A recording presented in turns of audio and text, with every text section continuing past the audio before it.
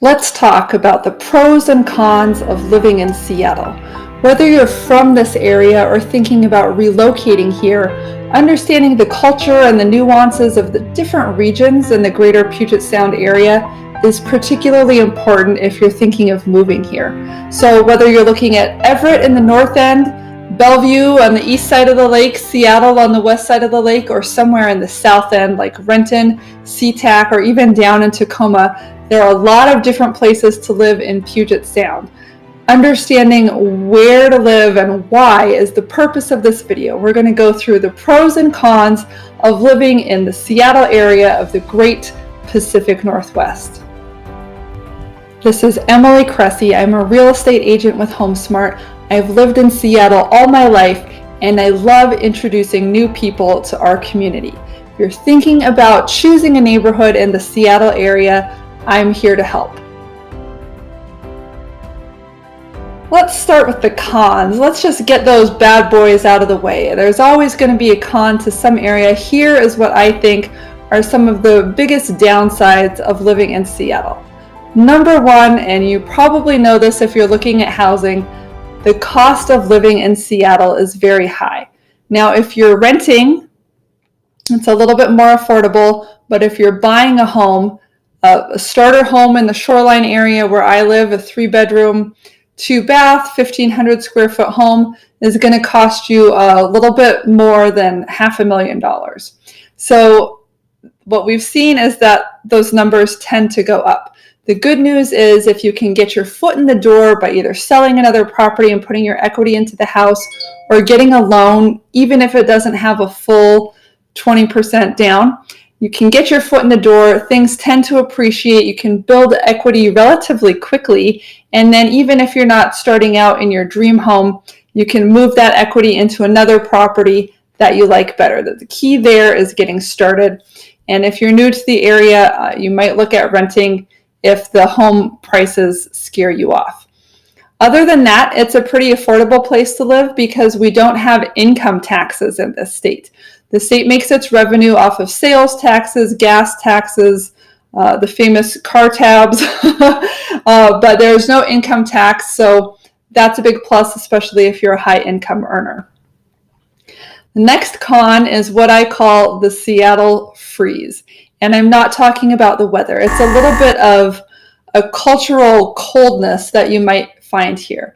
And I don't feel that people are being particularly cold. They just tend to keep to themselves. Everybody is in a little bit of their own bubble.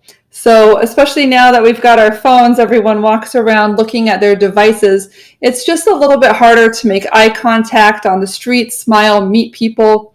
I went to college and spent some time after that in North Carolina. That's where I got into real estate, investing in properties. And when I was down there, I noticed that people made a point of being friendly, reaching out, housewarmings, just getting into your business a little bit more, for better or for worse. So if you're more the introvert that likes to keep to himself, Seattle might be the perfect thing for you. If you're extroverted, you'll just need to be that one to take the first step, to start the conversation, to go out to some social groups, to find places to connect with the type of folks that you're looking for. But it's just a little bit less talkative when you're out on the street. Con number 3, you've heard it before, Seattle has gray, rainy weather.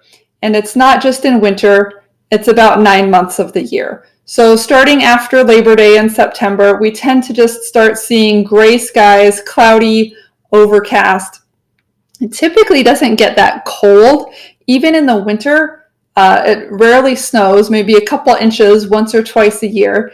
And of course, the whole city shuts down at that point. We do not have the road clearing equipment, the driving skills, or the emotional wherewithal to be able to handle any kind of icy precipitation on the ground. So schools will shut. You can stay home from work. Here in Lake Forest Park, the power tends to go out because tree branches fall down on the electric lines. So be prepared for the panic. If you're from the Midwest, you can drive pretty safely in the snow and you'll think everyone else is a sissy. But because Seattle is so hilly and we don't get very much snow and the roads can tend to rain and then ice again at night, it does tend to be a little bit more hazardous and people don't feel comfortable. So if and when it snows, be prepared to stay home. Otherwise, be prepared for gray days. A lot of people find it slightly depressing to have those gray days in the winter. So planning to get out and do something fun, some holiday activities, some skiing out in the fresh air, even going for a hike, or do like the Finnish do in Scandinavia, go for a sauna. And make sure you take your vitamin D as well, because we just don't get that much direct sunlight during those parts of the year. Okay, now I'm going to talk about number 4, which is maybe a little bit controversial. This has become more of a problem in the last 10 years or so. We have a growing number of sort of homeless, mentally ill, prostitution, and so especially if you're living or working in the downtown urban core and even out to the city limits of Seattle, there does tend to be a fair amount of panhandling, tent cities, homeless encampments, and just you're going to see homeless people. They don't tend to be aggressive or violent for the most part, but one of the side effects of being a high traffic area with a lot of homeless tends to be like garbage, debris left around, like, shopping carts full of things, discarded items, and unfortunately hypodermic needles as well. So if you're looking in one of the more popular downtown hip neighborhoods, I'm thinking right now of Ballard, where my sister had her first home. She lived right next to a beautiful park, and it had a wading pool and a playground, and people would take their dogs there to play. And over the years that she lived there, she would find more people were like parking and living in their cars or having an RV parked there.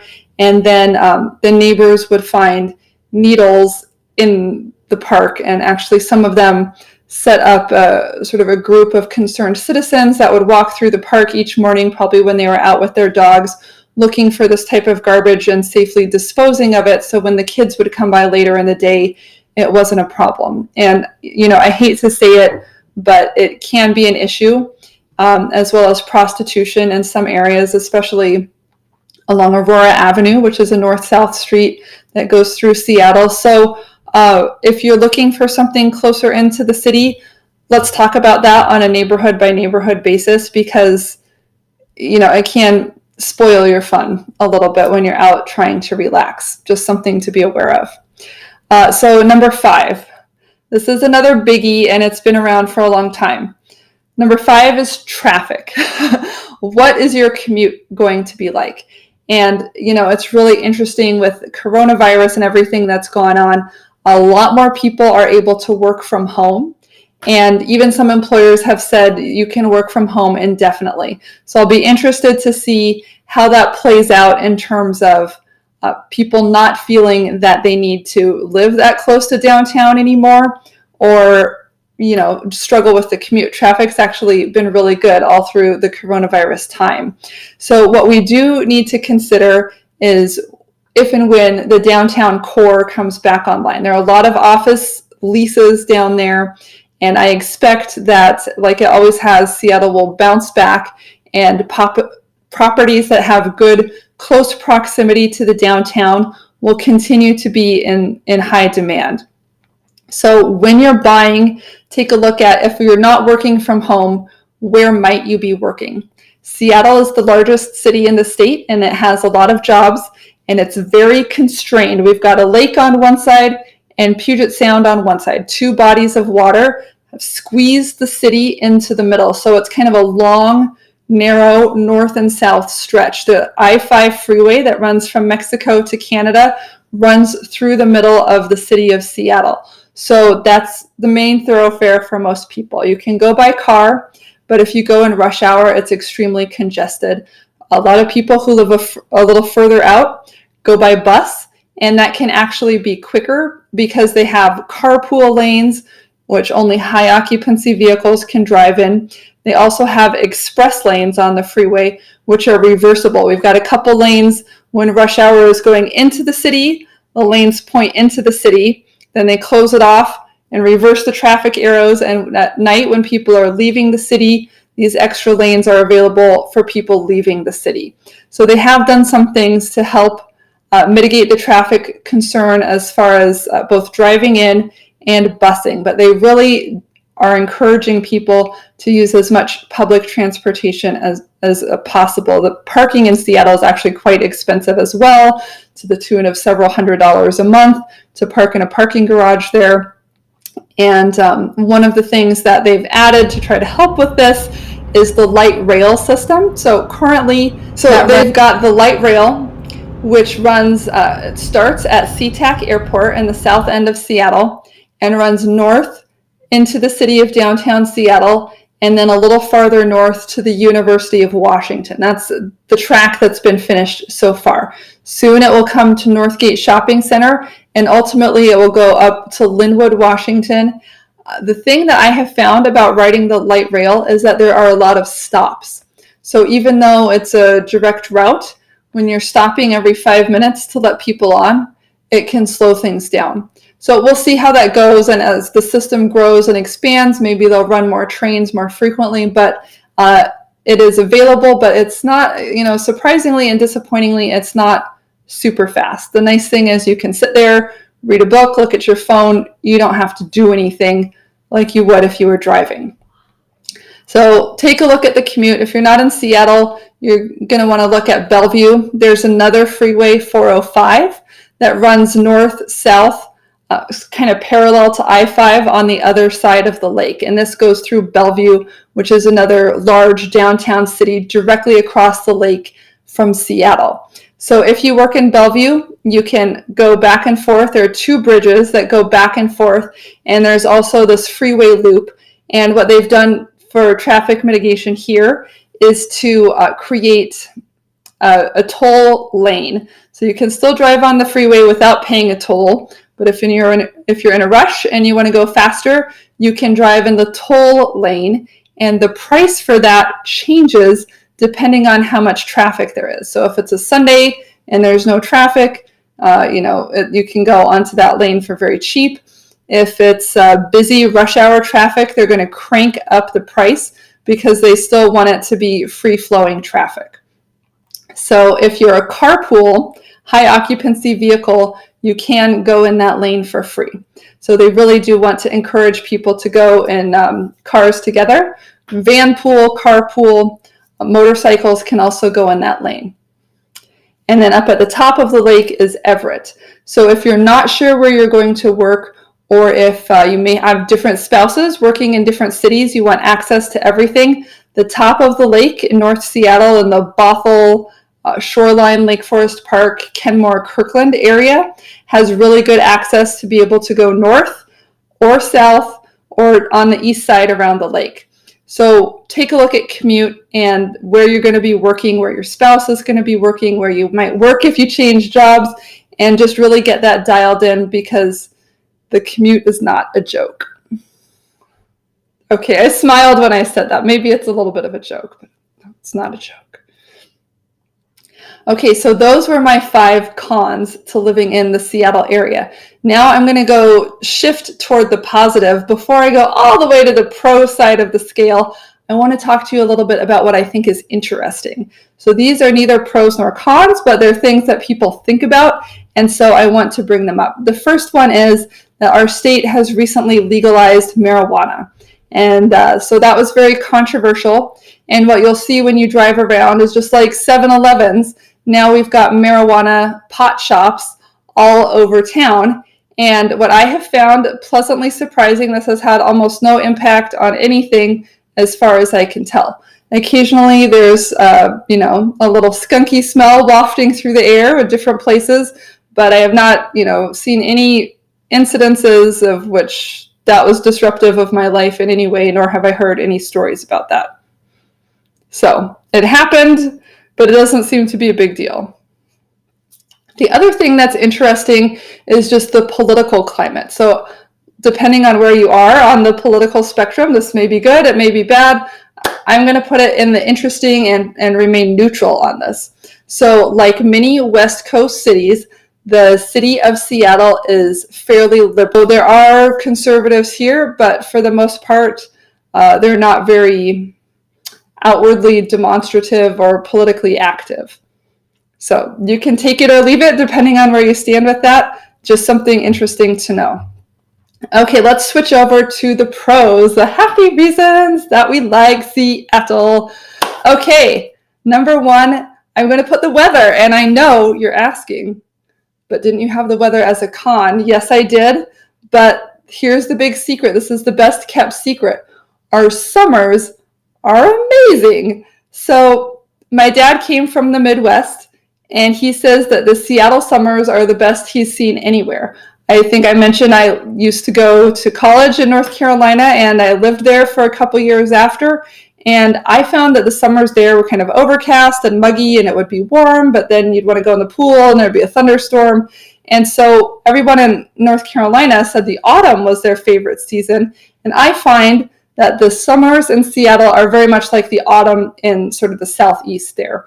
So it's dry. There's very little humidity.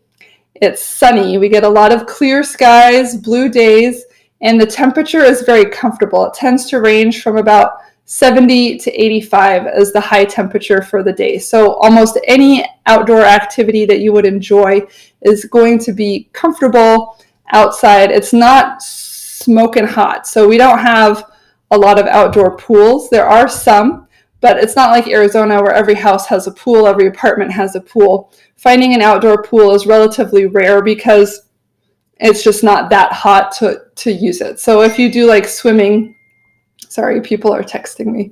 If you do like swimming, then the place to go is an indoor pool, which we've got plenty of. Indoor pools, water slides, lazy rivers, all the things are available. They're just inside. If you like gardening, it's a great climate for that.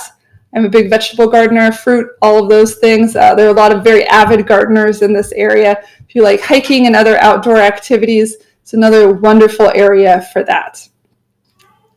The next pro I want to bring up is the wonderful, huge, diverse economy of this city. We've seen in the last couple decades the rise and fall of some specific industries. Detroit, for example, built around the car manufacturing industry, rose and fell with the tides of that industry. Silicon Valley very much tied into the tech industry, and it's great while it lasts, but it's important to have enough diversity, enough different kinds of businesses in the area to support the rise and fall of any one particular industry.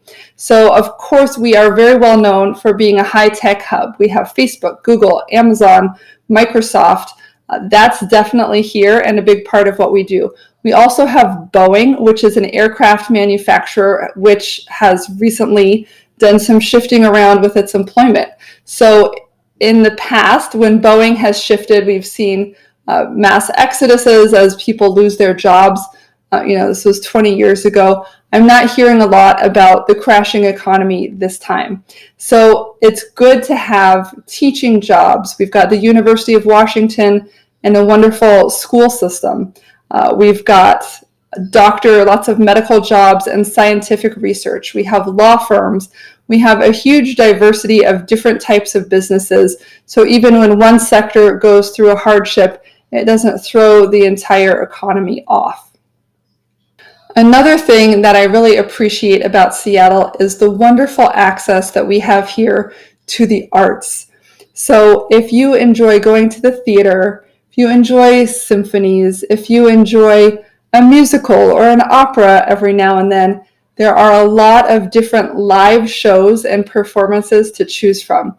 We also have a number of fantastic museums, both art museums, history museums, and children's museums, which are really fun. As far as other types of entertainment, we have parks scattered throughout the city, and one of my favorites is called the Woodland Park Zoo. It's actually a paid zoo. It's a little bit expensive to go there one time, but if you feel that you'd like to go there a lot, maybe you have young children, you can actually buy an annual pass, which makes it much more affordable. People, especially stay-at-home moms who are with the kids, love getting annual passes, and they pack up the kids, the stroller, the snacks for the day, and it's a great place to go walking and get your steps. The kids can run free, and there's really a wide variety of animals. This zoo was known for not having animals in cages early on. It was one of the first zoos to have sort of habitat realistic types of enclosures where the animals would look and feel as if they were in their natural habitat. So this zoo is very conservation oriented. They have wonderful summer camps for kids, and it's a really fun place to visit. Also in the winter, they have what are called zoo lights, which is where they put I don't know, thousands if not millions of Christmas lights all over the place, and you can go and it's just amazing. Lots of companies have corporate events here as well. Also in the realm of entertainment is the sports. So we have the Seahawks, who won the Super Bowl a couple years ago, and we have a lot of other fun sports as well. So we have professional baseball team, the Mariners. We have professional soccer team. We have the Seahawks professional football team. We're getting the Kraken professional hockey team. So we have actually a separate stadium dedicated to the Seahawks, and we have a different one for the Mariners. We're building one hockey rinks for the Kraken at what used to be Northgate Mall. So there's a lot of investment going on in the community right now to support these fun entertainments, and the Seahawks in particular have been very popular for a number of years. And I guess the last thing I'll comment is just that we have some areas with really wonderful public schools. So I know for many families that are not able to afford or don't want to jump into a private school right away, looking at the school system where they'll be living is an important thing to do. And in the Seattle area, there are certainly lots of lovely private school options as well. But especially in the outskirts, there are some very well-known, highly rated public schools with very high-performing kids as far as test scores and that type of a thing. So depending on where you're looking, I think you'll have good luck finding some wonderful public schools that you're happy with. So thank you so much for watching this video about some of the pros and cons of living in the Seattle area. There's certainly a lot to think about, and maybe the things I touched on have got you wondering in some other directions as well. So I'd love for you to post in the comments what it is that you're looking for, what's most important for you when you're making a decision on where to live. And I'd love to make some more videos speaking directly to the points that you're most interested in. If you have a follow-up question on anything that I've covered, please feel free to let me know. And I am a real estate agent, so if you're thinking about relocating to this area and need some specific advice about some neighborhoods to consider, feel free to reach out. You can set an appointment with me. I'll put a link in the comments below or in the description, and I'd love to help you with whatever stage you're in the process. If you're early on and just thinking about it, or if you're coming out next weekend and need to see some homes, or somewhere in between, we'll get you started looking at the right place for you. Thanks so much for watching. This has been Emily Cressey with HomePro Associates. I look forward to seeing you soon on another video.